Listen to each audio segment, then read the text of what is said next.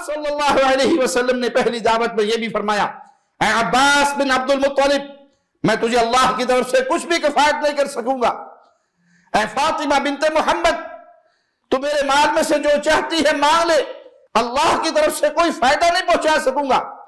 اے رسول اللہ صلی اللہ علیہ وسلم کی پھوپھی، میں تجھے اللہ کی طرف سے کچھ فائدہ نہ دوں گا۔ لا اغنی عنکی من اللہ شیئا، معنی یہ کہ اگر اللہ نے پکڑ لیا، اس کے ہاں سوال و جواب ہو گئے تو میں پھر تمہیں بچا نہیں سکوں گا۔ آپ نے اپنے خانوادے کو بھی دعوت دی، اپنے چچا کو، اپنی بیٹی کو، اپنی پھوپھی کو۔ اور یہاں قیامت تک کے لیے درس ہے ان لوگوں کے لیے جن کا یہ عقیدہ ہے کہ رسول اللہ صلی اللہ علیہ وسلم مختار کل ہیں، جس کو چاہے جنت دے دے، جس کو چاہے جہنم دے دے، جس کو چاہے بچا لے، جس کو چاہے پکڑوا دے۔ خدا دا پھڑیا چھڑاوے محمد، محمد دا پھڑیا چھڑا کوئی نہیں سکتا۔ یہ کفریہ قول ہے، یہ کفر کی باتیں ہیں۔ اللہ کے رسول صلی اللہ علیہ وسلم اللہ کے بندے ہیں، اللہ کے رسول ہیں، مخلوق میں اللہ کے سب سے محبوب ہستی ہے۔